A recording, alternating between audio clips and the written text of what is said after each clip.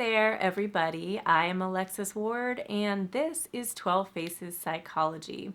So today I am going to tackle the subject of prejudice and talk about just sort of what prejudice is and how it can be shifted at a level of consciousness and conscious awareness that creates lasting and substantive change, and not just surface level change that is forced upon people.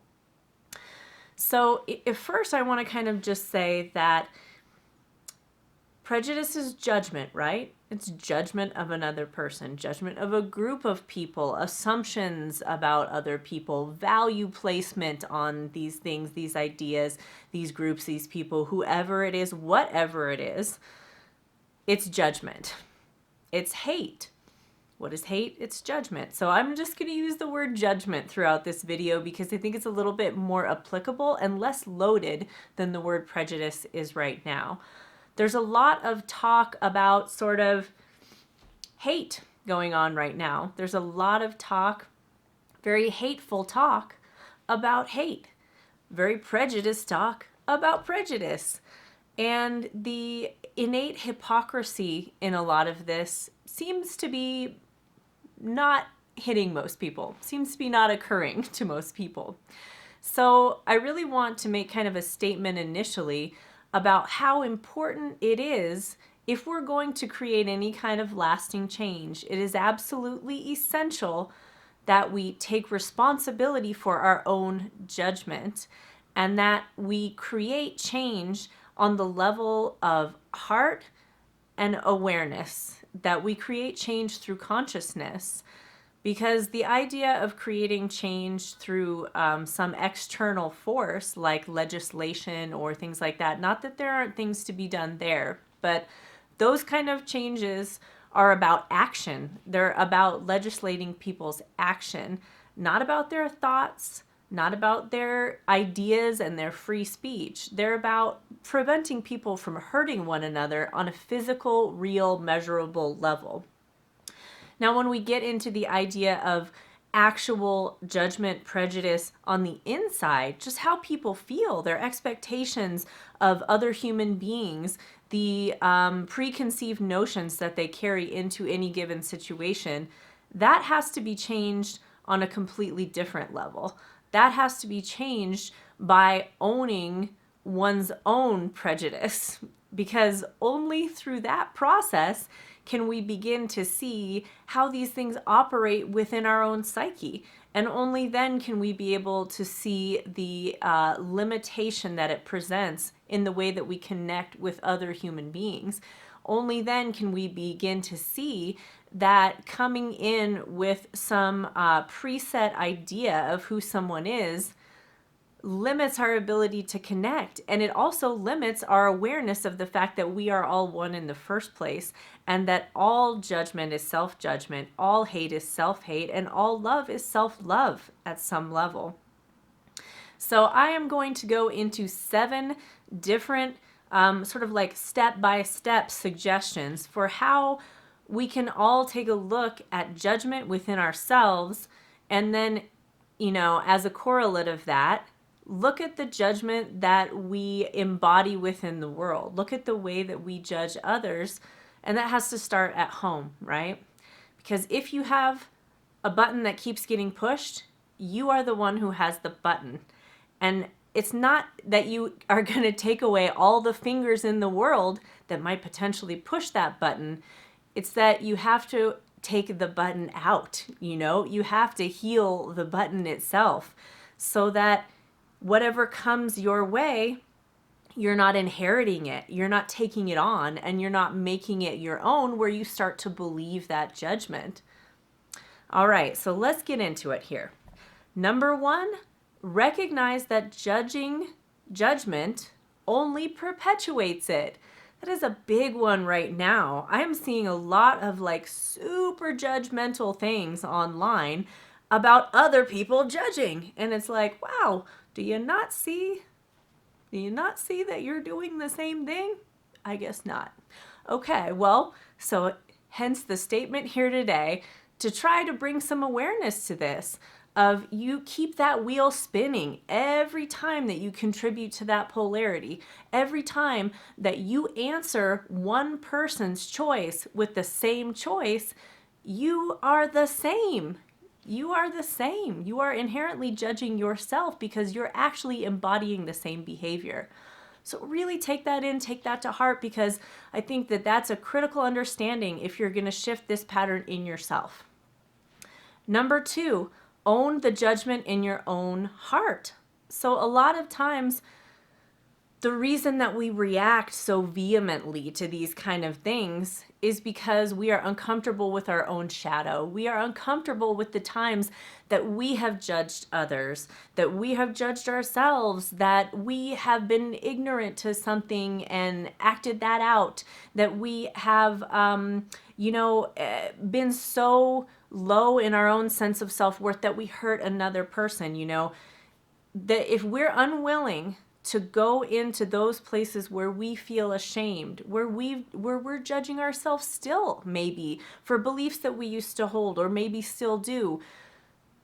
If we are unwilling to walk into our shadow and love that part of ourselves, then we are going to be like a situation ripe for prejudice because we are in denial of our own judgment.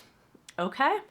All right, now number 3 is love yourself there. So this is like the healing part, right? This is the self-responsibility part as well, because you're going into that shadow and you're making a choice to love it, to embrace it, to own it, rather than to reject it. What's rejection? It's judgment.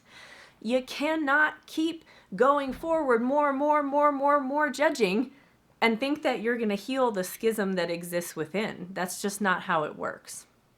All right. Number 4, deep dive into your history of feeling judged.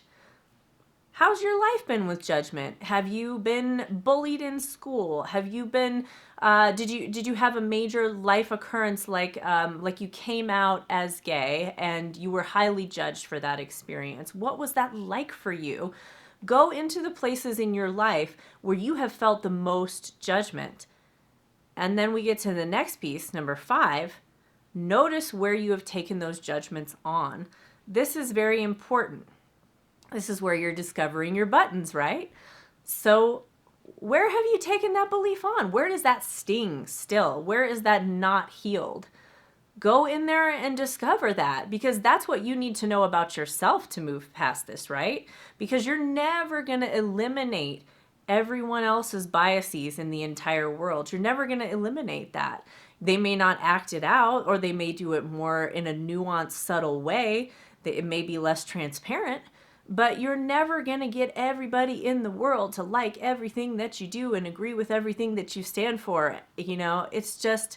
That's just something that our individual journeys don't allow for, because we're all operating in different ways. We're all learning different lessons at different times.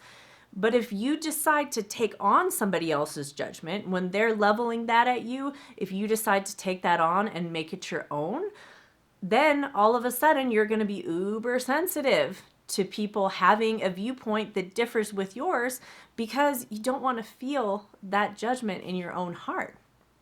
So if you can go in and take ownership of that, take responsibility for, oh yeah, man, this bothers me so fucking much because I believe it. I believe it somewhere. And I'm terrified to own that I believe it and that I'm judging myself. So I have to try to prevent anyone else from mirroring that back to me. So ultimately, we want to go in there and we want to heal the actual pain.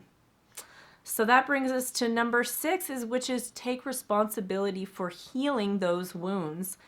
And I have a lot of other videos about healing self-judgment, so you can reference those for a more detailed description of how to work with your own self-judgment internally. But number 7 is take that compassion that you just showed yourself in healing those wounds, because ultimately that's what's going to heal the wounds that you have inside, the judgment that you've taken on and are carrying as your own, is having compassion for yourself. Have compassion for yourself for the times that you've been racist or prejudiced or judgmental or just ignorant of things. When you've embarrassed yourself, when you've done something stupid, when you hurt somebody's feelings, when you were hurting and you went and hurt somebody else. Have compassion for that experience, because if you can have compassion for your experience, you can absolutely have it for somebody else's, and you will want to, right? Because that is, again, self-love. That is self-compassion, and that is the healing of your own judgment. So bring this stuff back home.